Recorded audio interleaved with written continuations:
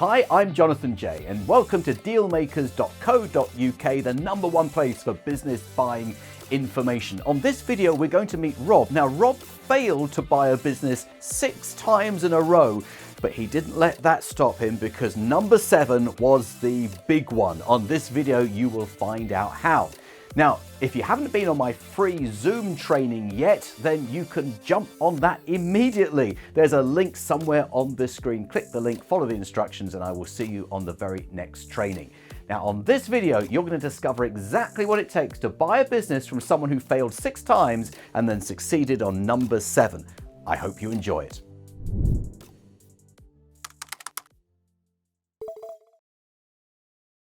So, Rob, welcome back.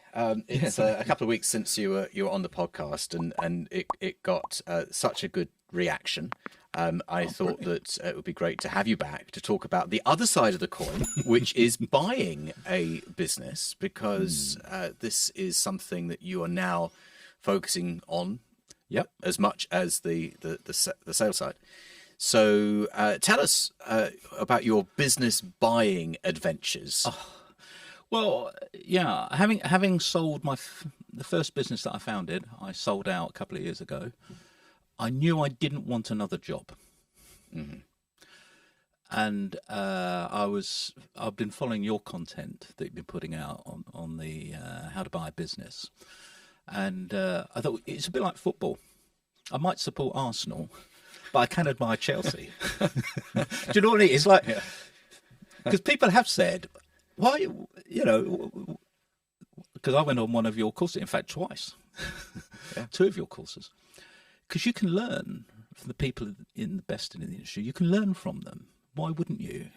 Even though you come at the industry from a different angle. And I've learned that actually M&A is one marketplace. It says that you've come in predominantly from the buy side. I've come in predominantly from the sell side. Although I have sold business, I have bought businesses for clients. Yes. So I've had experience of being an advisor on the buy side. Yeah. And I bought my first one earlier this year, but I went on your courses, and I made loads of mistakes. You think I would know better because I've been in the industry 2 decades. We all make mistakes. I usually have to make the same mistake 3 times in a row before the first time we don't realise it's a mistake. Second time, I made that mistake again. It's the third time we go, I can't believe I made it again. That'll never happen again. I know. And I put it down to, because I've been reflecting on this, I should know better, really, given my background. You get in the heat of the moment, and you can forget stuff, like not getting where there's more than one shareholder, getting a shareholders agreement in place before you buy the blooming business. Yeah. Making sure that each of you put in cash that's consistent with the equity split. Things like that, they sound quite small, but actually they can come up and be an irritant later once you've bought the business. Yeah. And I had this idea that I'd bankroll a transaction. I'd go in, have other couple of people as shareholders, and they would do the work, and I would just bankroll it. Didn't work out that way. I actually got drawn in operationally. Again, another mistake, and I know on your courses, you've got to avoid it. That I've made as well. You don't realise it's happening. You're sucked in 1 hour at a time, and before you know it, you're kind of on the shop floor. Yeah, because as someone that's founded several businesses successfully, it's a natural gravitation to roll up your sleeves and get stuck in. Yeah. But if you want to buy a group, a buy and build strategy, you haven't got the time for that. You need to be doing the deals, and it's something I know that you've shared. You need to be a deal maker, not the person who runs the blooming thing. Not the doer, Yeah, and so I made that rookie error. So I made lots of errors and stuff. If I look back through the course notes, your course, I dare not look at them. But I've had interest to purchase the business. So this is a business that you bought. Give us a timeline on this. So you came on the course. When was that? Well, there was went to well, I paid for someone to go on your course because I didn't think you'd let me on it. So I paid for someone else to attend your 5-day. Okay. Really good content. And then I thought I'd come clean second time round because I wanted to go through it again. And that's when I went as Rob. and I told you. That was probably a year ago. Okay. That was the second one. Spent quite a bit of time mailing out and approaching. I decided, again, against your advice on the course, I'd go for my first purchase would be a distressed business. Mm-hmm. But that comes with a whole set of issues. And okay, you may not pay a lot for it up front, but then you're going to be forking out money after you've bought it. Or just in the stress of, turnarounds are hard. Turnaround's very hard. They don't always work. I mean, it's... Well, in the first 6 months, so we had a number of attempts. We wanted to go the distress route, didn't mind which industry particularly, but a gravitation to professional services because I come from banking and accountancy and M&A. Preferred services rather than manufacturing. Mm-hmm. I had a lot of print companies for some reason popping up from insolvency practitioners, loads of them. I didn't want that. Motorcycles and classic car restoration, they were the odd ones that, okay, because of personal passion. Probably I engaged someone to do the legwork for me, Paul, and I paid him to go out and work with the insolvency practitioners, do his own research, network with people, accountancies, firms. He spent 9 months. We got 6 failed attempts at buying our first one. Okay. Via IPs. IPs. Okay. Yeah, that was an education. So probably some of them that, or many of them, the deal had already been done with previous directors, so it was effectively just being advertised. You might think that I couldn't possibly comment. Tick the boxes, or it was a mate of the IP that did that bought the business, or the current owner that got their business to hit a brick wall was the one who was going to buy it out of insolvency. That's what I meant. Oh, so yeah. The previous directors had come back and bought it. Yeah. Well, what a waste of time going out to market. Well, they have to. I know they do, but they're just. But a waste of time for you. Yes, absolutely it is. Yeah.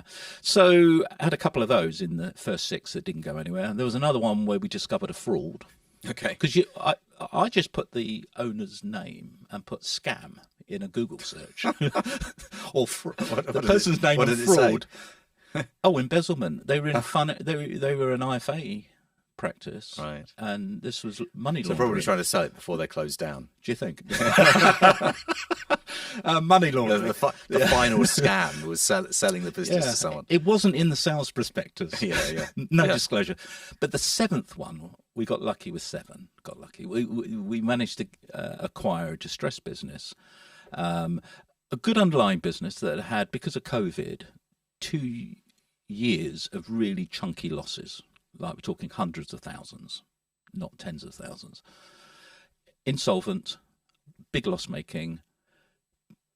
In the main, though, a good underlying business with good people and a good client base. I mean, some blue chip clients. So there's a business there to be bought. It just needs to be rejigged.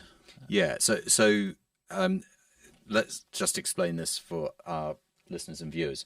So buying a business out of an insolvent situation, insolvent process via what we call in the UK an insolvency practitioner means that it's an asset purchase. You're buying the bits that you want, so you're cherry picking the bits that you want, leaving behind the bits that you don't want.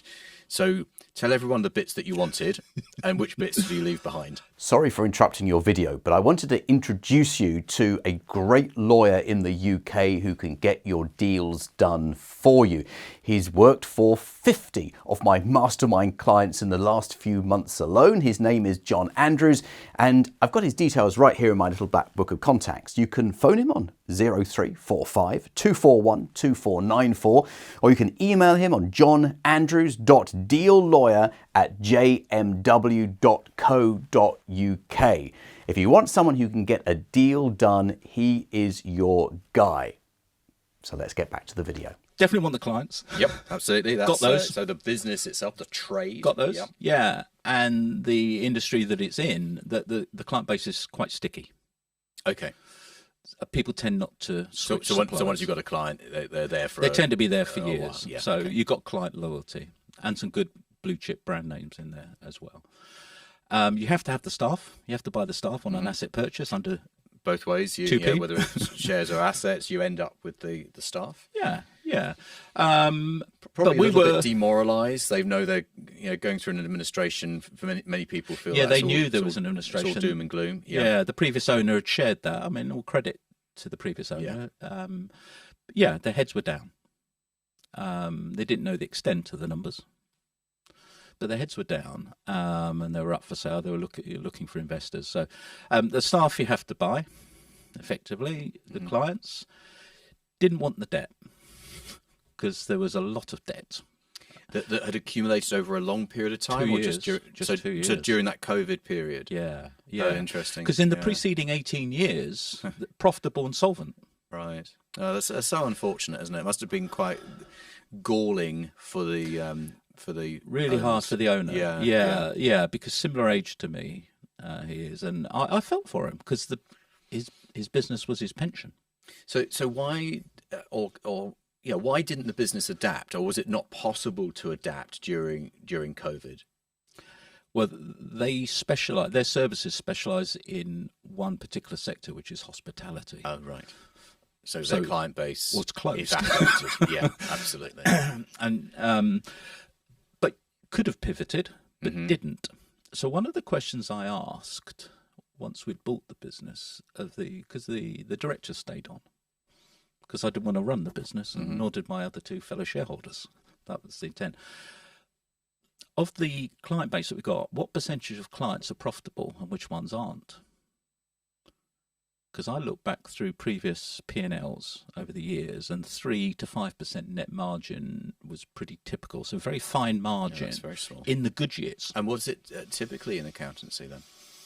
It depends what you do, but it should be above 10. I mean, Right, somewhere between right. 10 and 20% net. But 3 to 5 was fine. So I asked that question. The directors didn't know. They don't keep that information. They don't monitor client profitability. They look at the end of year when the P&L is done. And I was quite surprised because they're accountants, management accountants. So I asked the dumb question, because I'm a sales and marketing guy. I am not an accountant. I am the antithesis of an accountant. But I've learned accountancy skills to do my job. They didn't know. And once I got them to find out, half the clients were loss makers. Right. Half of them. Right. I thought, well, we've got to change that immediately. We've got to put the prices up. Well, no, you can't. You can't put prices up because. So why not? Well, because you'll lose clients. I said, yeah, if they're loss makers. Well, I'd be quite happy to lose them. I said, Yeah. well, then it's you lose turnover, which means you have to readjust your headcount. But I said, well, hang on. turnover that's making a loss, that doesn't help anyone. Well, it only keeps people in a job. Yeah, but that loss has to be plugged somehow, doesn't it? You get an external funder that will Well, just- exactly. you run up the overdraft, or you put money in. So I'm a sales and marketing guy. So turnover, I get the orders in, but it's got to be profitable work. This is what I was just a bit bemused because you probably resonate. So you're with just it. then using the income to pay. So the moment that income stops, everything stops, doesn't it? Yeah. Your loss. Yeah, I mean crystallizes. they were trading over the 2 years of COVID, but not. There was revenue, but what they needed to have done, in my humble opinion, was reduce the headcount Yes. or increase your prices, and they didn't do either. Yeah. And that's why they hit the wall. Oh, what a shame. It is a shame, and do you know what? It's easy as an outsider looking back and with the benefit of hindsight. When you're in it and it's your business, it's hard to make those decisions. It's emotional. Anyway, we increased the fees of all of the clients, not just the loss makers. Oh, very interesting. Never lost anyone. And you know what that always proves? That they were undercharging to start off with. Well, we had one of the clients say, totally understand the reasoning, because it was a nicely worded email that went out.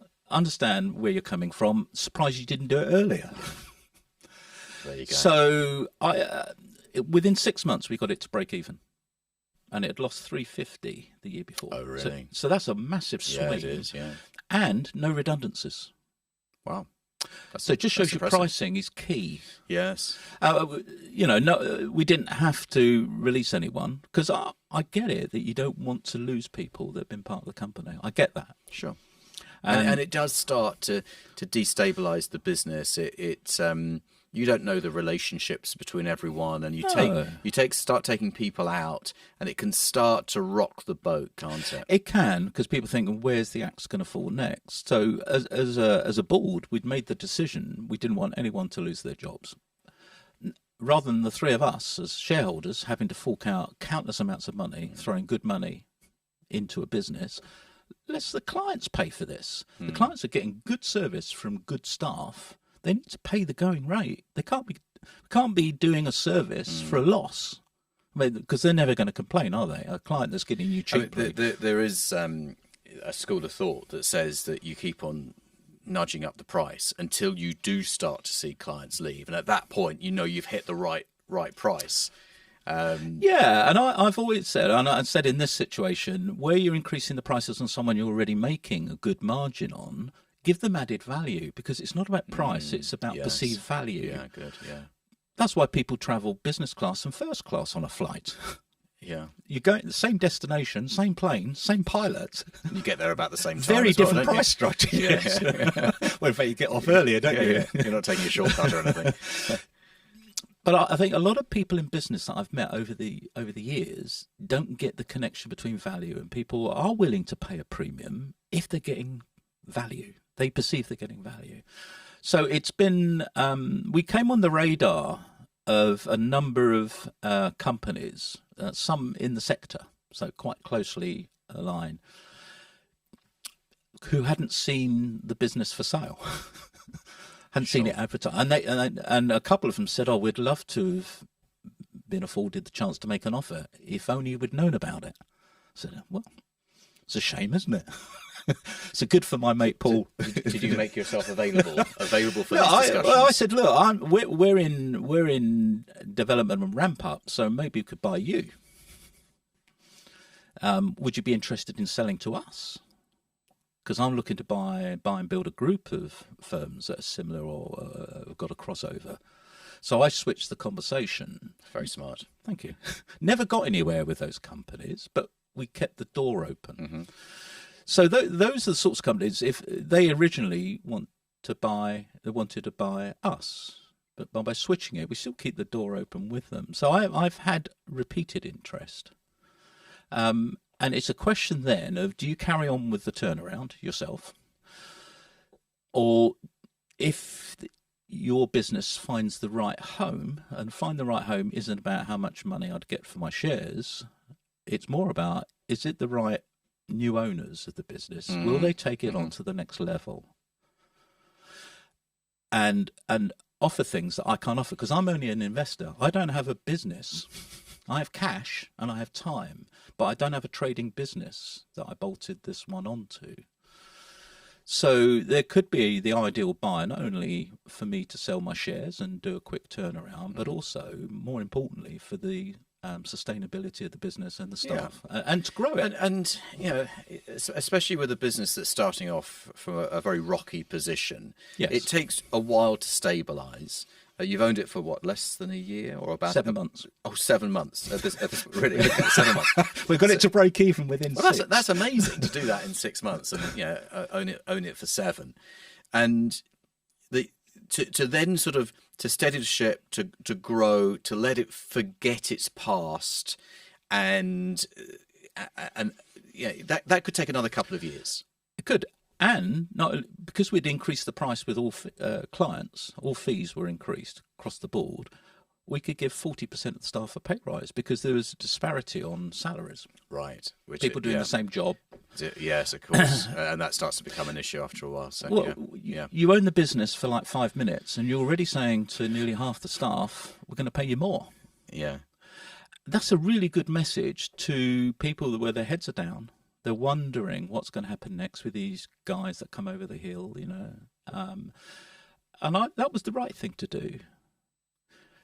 The key for us was that we had a team day really early on into buying the business. In fact, ideally we should have had it within a week, but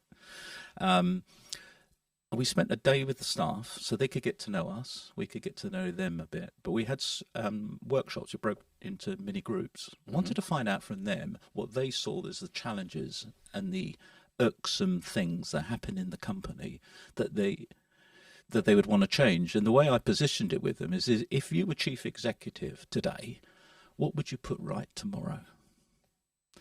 Also, when they broke down into the mini groups, the other question to consider is, what do you love about the company?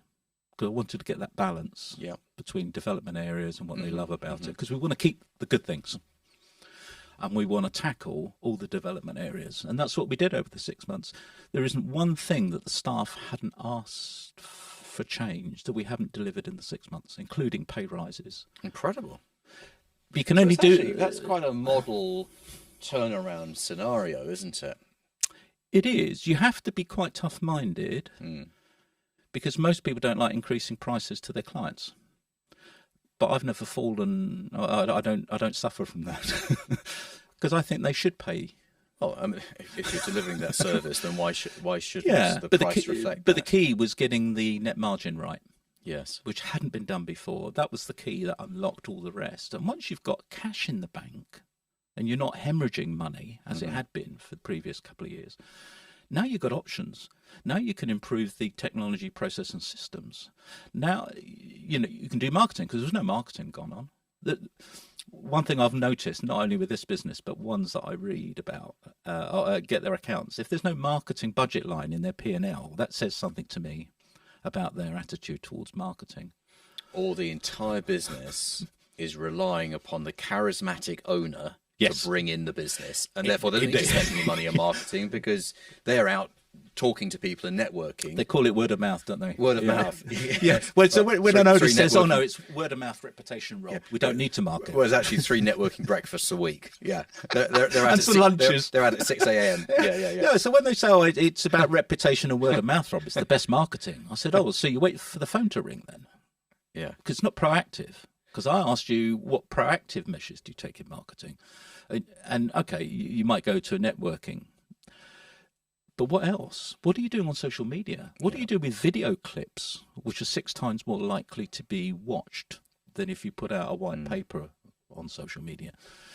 So the large majority of business owners I've ever met don't do enough on marketing.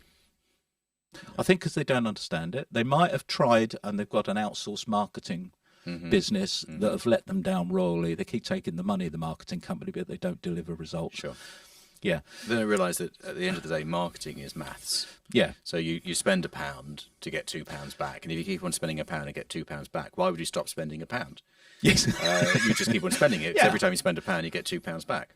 But the key to the turnaround for us to get it done in 6 months was profitability, was getting that straight. Interesting. Then everything else comes off the back of that. So it's not the only thing, but it was the key that unlocked it. And a sense of achievement for the staff as well, that the new owners know what they're doing and have been able to rescue the business, save everyone's jobs, give pay rises where they were due. Where it was needed, yeah. Fantastic job, Rob. Really do you know what? It does make you feel good. You're right, actually. I'm glad you said that. It makes you feel good because it isn't all about the money. You know, I've discussed this before. It's actually standing back and thinking, have I created something of value? Yeah. Can I sleep at night? Are you proud of what you've done? That's it. Yeah. No, that's fantastic. So there are always people who listen to this podcast, watch these videos, who have actually been in the same position as you. They've been on the fast track program, or they've been thinking about going on the fast track, and have never done anything about it. So what would you say to those people who sort of sit on the fence, watch this content from afar, but don't sort of dip their toe in the water? I could say a few things. The first thing is, don't veer off the path of righteousness. and what does that mean? If you go on a training course that you pay for, Yes. stick to it. Stick to the advice that's being given by someone who's been there, done it, and worn the T-shirt. This ties in with what we were talking about earlier, So we were talking earlier about how people come on the training and take the notes and have a plan of action. Yes. And then they go and implement a completely different plan to the plan that's been given to them. I know. No, you've got a proven formula. Yeah. It's worked. So why you think you would know better when you haven't bought a business before, I don't know. But that often happens. And so I there's one of your current people approached me on LinkedIn because they wanted some advice, and I don't normally give free advice, especially via LinkedIn with someone I don't know. Yeah, so free advice to strangers is rarely heeded as well. But when he mentioned that he was part of your mastermind, I said I'd give him some time because he's connected with you, and so as a goodwill gesture. And from that discussion, I said, look, because he was looking at a couple of areas that really interest me to buy my next business. So well, why don't we team up? Maybe I'm the investor, you go out and find them, do the deal, and maybe I could be one of your backers. So we've collaborated. Okay. So I find that helpful. It's also working with someone that's on the same path of acquiring is helpful. So what other tips would you give people who listen to the podcast, watch the videos, don't do anything about it? What would you be saying to them? Well, apart from do as you're told. Apart from follow the training. Yeah. Do as you're told, yeah. Don't do it by yourself. Okay. Be part of the mastermind, and I don't shamelessly plug other people's. And I'm not No, you're not passing paying me to say that. £20 notes across to you to say this. Because you need to. Okay, you've got a smattering of knowledge. Well, you got knowledge, but the application of that knowledge is a different skill, and I don't think you can do it on your. Most people can't do it on their own. Because they will do their own thing. They'll veer off the path of righteousness. Without even realising it sometimes. No, I did it, and I'm an experienced M&A person. And I didn't do it purposely, thinking, oh, well, Jonathan said this, I'll do something else. You veer off. So that's why I think the mastermind groups are... Keep people on track. And also there's a sense of togetherness. Yeah, because you can share experiences. Yeah. So I think sharing your experience with other people is really valuable. So I've never actually seen anyone do this successfully by themselves without having a support network, because you can't necessarily go home and tell your partner all about your acquisition day and the conversations you had with the seller. You need someone to share that with who goes, well, that was great, have you thought of this? Yeah, because I one of the things, if you're just setting out on getting your first business to buy, one of the things that's really hard, because you've got people like me that have been educating sellers for the last 2 decades, is one of the things that new acquirers find is progressing the discussion, because no seller up front wants to sell on the sort of terms that you're thinking about as an acquirer, because they want as much as possible. It's never going to be their starting point. You want to pay as little as possible in order to get the business you want.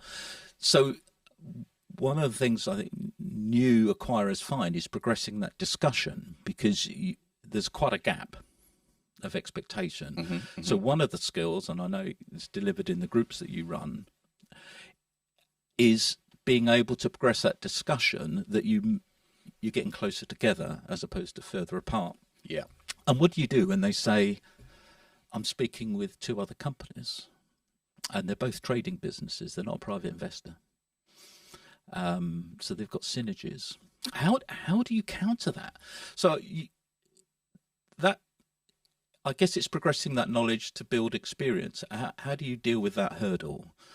So I think working with other people and learning, going on the course is just the start. Yeah, I think it's fair to say that, and I may be doing myself a disservice when I say this, that people on the mastermind say they learn as much from each other, the community, the network, as they do from me.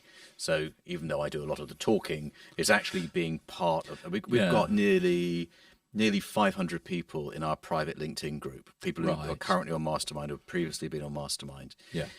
And the conversations there are just incredible. So because there's always more than one way to skin a cat, isn't there? There is. And I think if you can team up with someone that's sold businesses, because I like to think I'm poacher turned gamekeeper, because I've worked, You are. I've sold several hundred businesses for my clients and my own.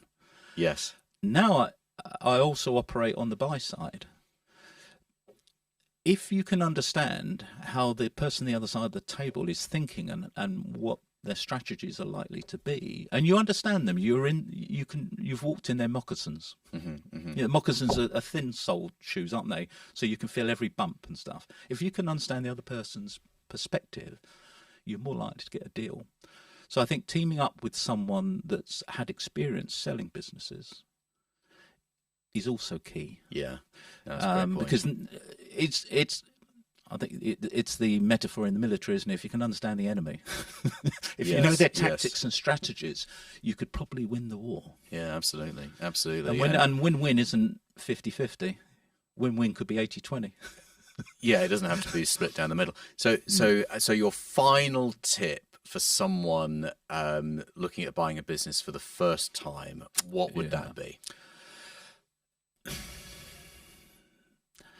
I think have an idea about what your preference is in terms of industry sector, or a few industry sectors, rather than I'll buy anything, anywhere, anytime. Look at what your experiences and successes have been in the past. It may have been that you're an employee, but what have you achieved in your working career that could be of value to the person that's the other side of the table is looking to sell? Because it might be your expertise and knowledge in some areas is greater than theirs, or it could unlock something new in the business. And also, the person that you're in front of needs to be comforted that they're selling, but most of them do want the staff left in good hands. Yeah. Well, quite often they live in the same town as the staff, and they don't want to bump into that person at the supermarket. They might have their son or daughter working in the business, or that often happens. or their brother. Or So, are you saying then, think about what you bring to the table? Definitely, from your past experiences, even if you've never owned a business before. Yeah. And use that as part of your offering. Why? On LinkedIn, I've got a document there on my profile that says, "Why work with me?" And I also give my prices as well. But what I'm doing is my credentials and why they should choose me over someone else. Yeah. And that is through good questioning. And that's the other, I know you asked for one tip. The other tip is to ask lots of questions. Don't go into present mode. Best people selling, ask lots of questions. And listen to the answers. Write things down. So it's a diagnostic. Yeah, approach. How can you help them get what they want by buying their business? Oh, what a perfect sentence to end this interview on. Bless you. Rob, it's been great as always. Thank you very much, and I look forward to having you back again in the future. Brilliant. Look forward to it.